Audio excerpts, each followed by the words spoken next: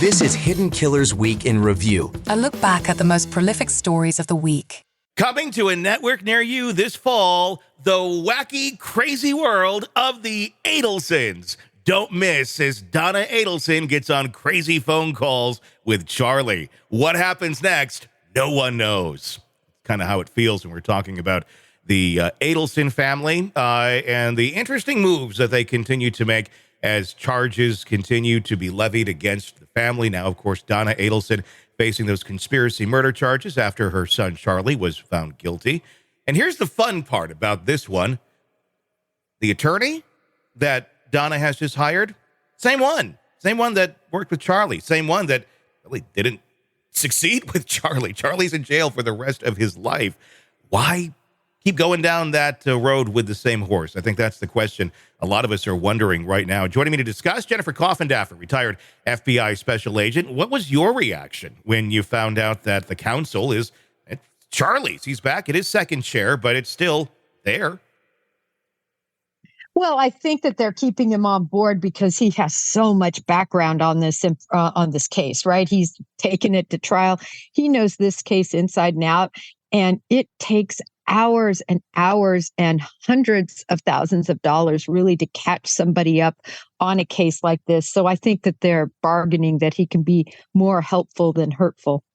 It's not a bad idea. It's essentially you have your consultant with you, if you will, on this. Okay, well, we need to get from point A to point B, which may take originally took the attorney several days, a lot of work. He already has the answer to some of these questions. Let's use that knowledge and the work that we've already done to help us going forward. But this is going to be a very different trial, if in fact we do get to trial. It's not some sort of a plea deal made.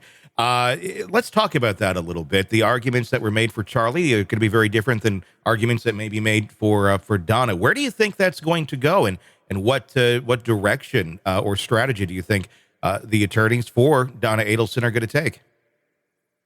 Well, I think it's going to be a less stiff road to climb than Charlie. I mean, Charlie's case was so strong. And, the biggest thing that really got her in so much trouble was the fleeing. Anytime you try to run, that typically is a sign of what we love to call consciousness of guilt. Yeah. And that's what that showed. There's a lot of other strong evidence that we saw throughout the trial. I think that if she's smart, she'll take a plea, but I don't think she will. I think this is going to trial. You think she's just so dug in and believes that she's so right that it's almost beneath her to take a plea? Is this more of an ego play with her more than anything else? Yeah, I think it's a huge ego play. And, we saw this by their discussions on the jury members. Mm-hmm. I mean, how they feel, how elitist they truly think they are. Yes. Yeah, I mean, those those were entertaining, to say the least, when we were seeing what they were saying about the jury. One of the comments, one of the statements that Charlie made, there were 5 black women on the jury, 1 black guy that was a sergeant, 1 kind of redneck looking a little bit, and then 3 guys that looked like they were inbred, that were like out of shape, 30 years old, looked like they've never had a girl in their life. And it goes on and on and on. And it's an echo chamber that they seem to live in on these phone calls, and so many of them now out there for public consumption of, hey, you were great. You got 95 on that. They never get to the merits of anything. It's just kind of a lot of, you were great. No, you were great. Everybody found us to be disgusting and guilty, but you were great. That's kind of how this works.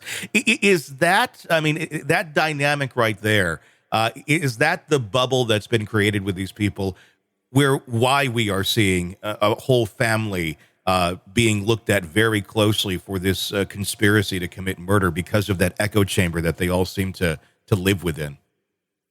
Well, an echo chamber of narcissistic behavior. Yeah, 100%. Where they just really think of themselves as being completely untouchable, and they're going to outsmart everyone.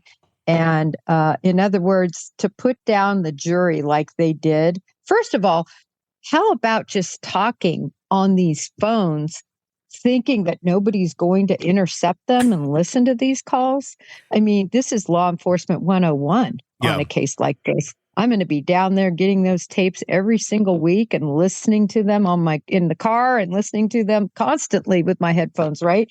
And they're going to hear every word they have to say, but yet they're so smart. They can outsmart everybody, but they put comments, they make comments and continue to talk.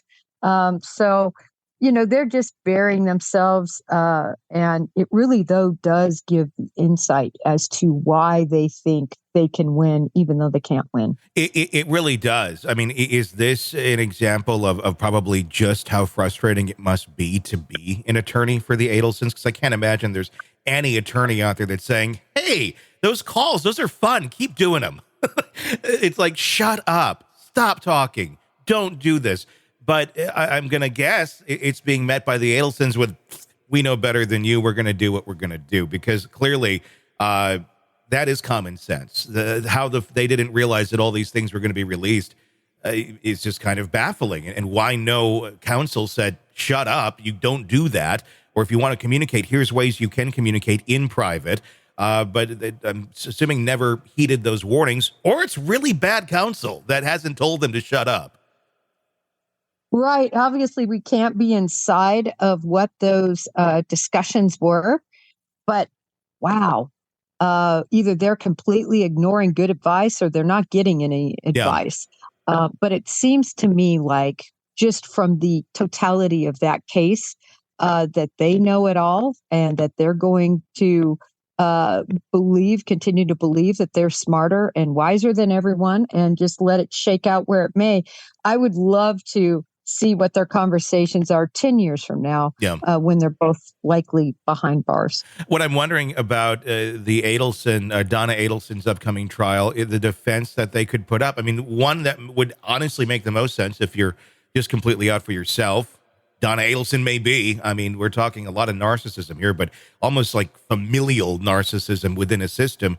So this, I think, makes this a little bit more of a stretch.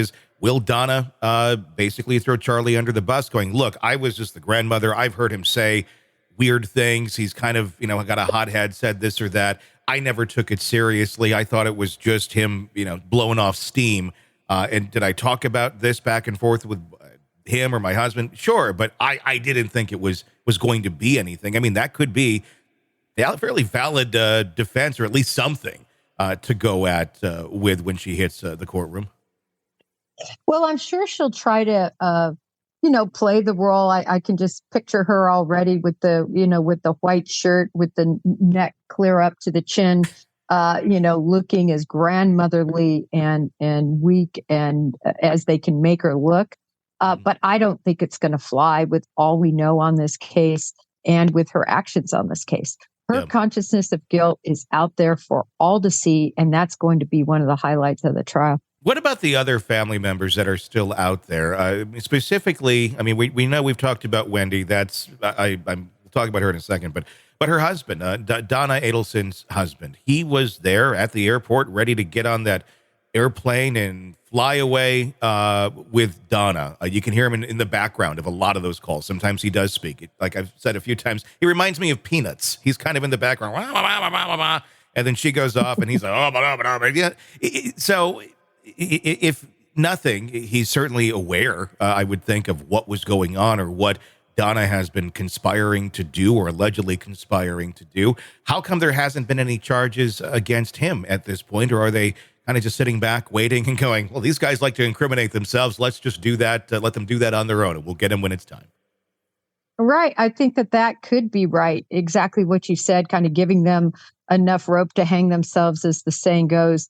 The other thing is, it does take a while to build up a case like that. That would be a case that would be aiding and abetting, harboring type of an allegation. And, there would be a lot to prove on that to make that kind of a case fly in this situation. I'll be interested to see how this really plays out and if he ends up doing himself in just like she did.